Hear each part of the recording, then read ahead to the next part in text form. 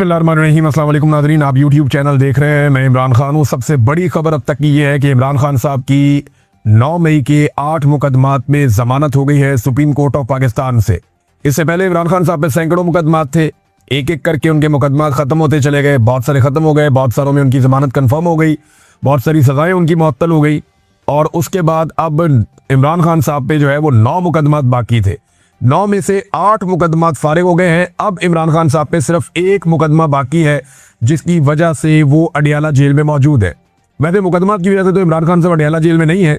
इमरान खान साहब को बेगुनाह जेल के अंदर रखा गया सिर्फ इसलिए कि पाकिस्तान की जो मिलिट्री एस्टेब्लिशमेंट है वो उन्हें अपना दुश्मन समझती है और वो ये चाहती है कि इमरान खान साहब माफ़ी मांगे। जैसा कि फील्ड मार्शल के स्टेटमेंट में भी आपने देखा, DG ISPR के स्टेटमेंट में भी आपने देखा, हर दूसरे दिन टाउट्स आते हैं और वो ये कहते हैं कि सच्चे दिल से पाकिस्तान तहरीक इंसाफ माफ़ी मांगे, वरना ये कर देंगे वो कर देंगे। तो ये एक पुरानी कहानी है जो चल रही है। एक बात तो साबित हो गई इस फैसले से कि 2 साल तक इमरान खान साहब को 9 मई के 8 केसेस में नाहक कैद रखा गया है। ये जो 9 मई के 8 केसेस में इमरान खान साहब को 2 साल तक जेल के अंदर रखा गया, ये नाहक कैद रखा गया है। ये बात आज सुप्रीम कोर्ट ऑफ पाकिस्तान से साबित हो गई और ये भी साबित हो गई कि पाकिस्तान की अदालतों ने एक आले के तौर पे काम किया। एस्टेब्लिशमेंट का वो हथियार बनी और इस हथियार ने पाकिस्तान तहरीक इंसाफ को कुचलने में अपना पूरा किरदार अदा किया। अब चाहे ये लोअर जुडिशरी है, चाहे ये हाई कोर्ट्स है, ये सारा मामला आपके सामने है।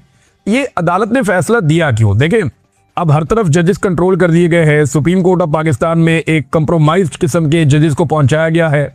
लेकिन मामला ये भी है ना कि जजेस पे भी दबाव होता है।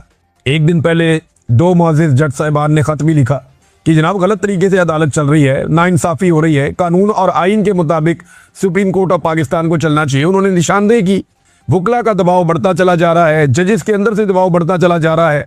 ये जब सारी चीज़ें होती हैं और उसके ऊपर सुहेल वड़ाइच साहब आर्मी चीफ की ख्वाहिश लाके चाप देते हैं कि जनाब इमरान खान इसलिए तो जेल के अंदर बंद नहीं है कि उसने जुर्म किए हुए, वो तो जेल में इसलिए बंद है कि वो आसिम मुनीर साहब से माफ़ी नहीं मांग रहा या वो सच्चे दिल से माफ़ी नहीं मांग रहा।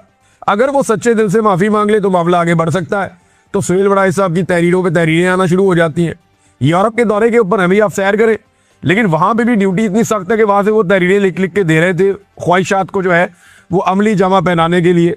और ख्वाहिशात किसकी है? मिलिट्री एस्टेब्लिशमेंट की है। फील्ड मार्शल से उनकी मुलाकात होती है। ये सारी चीज़ें मिलकर अदलिया के ऊपर एक बहुत प्रेशर बना गए थे और अदलिया जो है बहुत बुरी तरह एक्सपोज हो गई थी। फिर एक के बाद एक तारीख हो रही है, एक के बाद एक तारीख हो रही है। अदालत के अंदर क्या हो रहा है अडियाला जेल में? वहां पे चौथी मरतबा तारीख दे दी गई है। इमरान खान साहब का केस लगने नहीं दिया जा रहा वहां पे। ये वहां पे सूरत हाल है। सुप्रीम कोर्ट ऑफ पाकिस्तान में इसमें बार बार की तारीख दी और बिलाखिर इमरान खान साहब को बेल देना पड़ी। लेकिन इस केस में 1-2 चीजें मैं आपको बताऊं जो मैंने बात की है सहाफियों से। उन्होंने ये बताया कि जानबूझकर चीफ जस्टिस ऑफ पाकिस्तान ने बार बार ये जो केस था इसके मेरिट्स के ऊपर जाने से रोका। यानी केस के आपने मेरिट्स देखने होते हैं ना कि भाई ये गवाही सच्ची है या झूठी है। तो सुप्रीम कोर्ट ऑफ पाकिस्तान ने मेरिट्स के ऊपर जाने नहीं दिया मुकला को। ऐसा लगता है सुप्रीम कोर्ट ऑफ पाकिस्तान नहीं चाहती थी कि पंजाब हुकूमत या पाकिस्तान की एस्टेब्लिशमेंट या जो अदलिया है, लाहौर हाई कोर्ट हो गई, या जो दहशतगर्दी की अदालतें हैं, उनके सारे जजेस एक साथ मुतनाज़े हो जाएं, क्योंकि उन्होंने नाइंसाफ़ी पर मबनी फैसले दिए हैं। वो पुलिस वाला टेबल के नीचे घुस गया, सोफे के नीचे घुस गया, पुलिस वाला पर्दे के पीछे छुप गया, वो इतनी दूर से 4-4, 5 बैरियर क्रॉस करके सारी सिक्योरिटी में से गुजरता हुआ सलमानी टोपी पहन के वो इमरान खान साहब के सामने पहुंच गया। भाई इस तरह की गवाहियों के ऊपर कौन खड़ा होता है? और एक शहर में गवाही कुछ और है, दूसरे में कुछ और है, तीसरे में कुछ और है। तो तहरीक इंसाफ तो तैयारी करके गई हुई थी, लेकिन चीफ जस्टिस ने इन मेरिट्स के ऊपर बातचीत नहीं होने दी। इससे पूरी की पूरी अदलिया जो है उसके कपड़े उधर जाते हैं। लेकिन अदलिया, ये इसका क्रेडिट जाता है किसको? देखिए, इसका एक तो क्रेडिट पाकिस्तान के अवाम को जाता है जिन्होंने हार नहीं मानी। 8 फरवरी 2024 के बाद से लेकर अब तक हार नहीं मानी और वो आज भी इमरान खान के साथ खड़े हैं। दूसरा, पाकिस्तान के सोशल मीडिया को भी एक क्रेडिट जाता है, लेकिन सबसे बड़ा क्रेडिट जाता है इमरान खान साहब की जो कानूनी टीम है उसे। वो टकरे मारते रहे। उन्हें पता है कंप्रोमाइज अदलिया, लेकिन उन्होंने उसमें से भी अपना काम निकाला। उन्होंने इतनी टकरे मारी कि बिलाखिर वो दरवाजा खुल गया। और इसमें बैरिस्टर सलमान सफदर जो है वो बहुत तारीफ के लायक है। इमरान खान साहब की जो पूरी वकला की टीम है वो सभी मुबारकबाद के लायक है। बैरिस्टर सलमान सफदर साहब है, सलमान अकरम राजा साहब है, इन लोगों ने बड़ा अच्छा काम किया। लेकिन जो एक प्रोफेशनली मैंने देखा कि जिस वकील ने बहुत अच्छी हैंडलिंग की तमाम मामलात की और मुकदमात की, वो बैरिस्टर सलमान सफदर है। कमाल उन्होंने केसेस लड़े हैं और जिन जिन लोगों ने उनको केसेस लड़ते हुए देखा, जिन सहाफियों ने भी देखा, उन्होंने बताया जी कि वो जबरदस्त किस्म के शवाहिद सामने रखते हैं, बड़ा टू दी पॉइंट आते हैं और बड़े अच्छे उन्होंने मुकदमात हैंडल किए हैं। बड़ी प्रोफेशनली उन्होंने मामला को डील किया कि एक तरफ एस्टेब्लिशमेंट है, पूरा का पूरा एक इदारा इस काम पे लगा हुआ है, इंटेलिजेंस एजेंसियां इस काम पे लगी हुई हैं, अदलिया को कंप्रोमाइज़ कर दिया गया है, 26वीं आईनी तरमीम के बाद पूरे निज़ाम को जकड़ दिया गया है, लेकिन फिर भी वो लगे रहे। बिल आखिर इमरान खान साहब के अब 9 में से 1 मुकदमा बाकी रह गया। अब सिर्फ एक ऐसा मुकदमा है जिसमें इमरान खान साहब को जेल में रखा हुआ है। नादरीन, शहबाज शरीफ ने सुहेल अफरीदी को टेलीफोन किया है। ये जरा खबर मैं आपको पढ़ के पहले सुना दूं, फिर मैं आपको बताता हूं कि ये कितने जबरदस्त तरीके से पाकिस्तान तहरीके इंसाफ ने नॉर्मलाइज कर दिया सूरत हाल को जाली हुकूमत के साथ। वजीर आजम का वजीर आला खैबर पख्तूनख्वा से राब्ता, दहशतगर्दी के खिलाफ हर मुमकिन ताउन फराहम करने की यकीन दहानी करवाई गई। इससे पहले भी दहशतगर्दी के वाकयात हुए खैबर पख्तूनख्वा में, लेकिन शहबाज शरीफ ने कभी राब्ता नहीं किया। अभी राब्ता क्यों कर रहा है ये मैं आपको समझा देता हूँ। अलीमा खानम ने ऐलान किया कि सुहेल अफरीदी अडियाला जेल के बाहर पहुंचेगा अपने तमाम MPs को लेकर मंगल वाले दिन।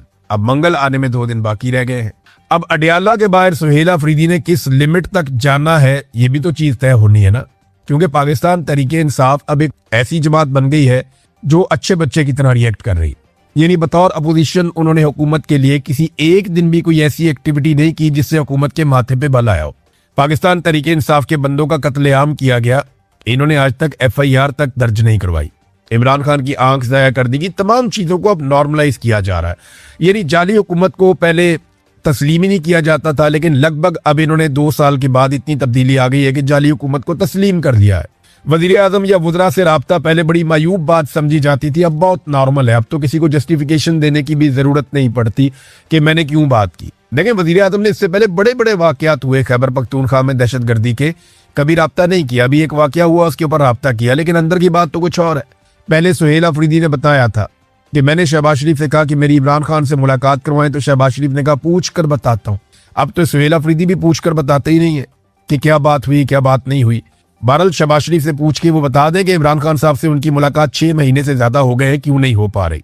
फिर इमरान खान के मामलात पर पहले वावेला होता था, रोला डलता था कि इमरान खान को कह दे तन्हाई में ना डालो, उसके जाली मुकदमात के ऊपर बस कर दो, या इमरान खान की सेहत के साथ ना खेलो। अब इसके ऊपर कोई ज्यादा बात नहीं करता, बस सिर्फ ऐसा है कि कोई गुजरते हुए स्टेटमेंट दे दिया, किसी जगह पे छोटी सी पॉलिटिकल एक्टिविटी कर दी। तो पाकिस्तान तहरीके इंसाफ ने बड़ी कामयाबी से इमरान खान साहब के ऊपर होने वाले हर जुल्म को पाकिस्तान तहरीके इंसाफ के साथ किया, उन तमाम चीजों को नॉर्मलाइज कर दिया है। खैबर पख्तूनख्वा हुकूमत जो है वो इमरान खान के बड़े बड़े मुतालबात पे यू टर्न ले चुकी है। मिसाल के तौर पे जरगे जो हुए उनके फैसले कहाँ गए, जो ड्रोन्स होते थे अब भी होते हैं उनके ऊपर जो इकदामात लिए जाने थे वो कहाँ गए, जो ऑपरेशन रोकने थे क्या रुक गए हैं, ये सवाल अपनी जगह पे मौजूद है। जो मुदाखलत हो रही थी लगातार, उस मुदाखलत को खत्म किया जाना था, क्या वो खत्म हो गई? नहीं, अब तो कंट्रोल ज्यादा मजबूत हो गया। पाकिस्तान तहरीके इंसाफ का एक वफद जाता है जुनैद अकबर साहब की और असद कैसर साहब की क़यादत में, और वो फैसल करीम कुंडी साहब जो इमरान खान साहब की जेल का मजाक भी उड़ाते हैं, वो उनसे जाके मुलाकात करता है।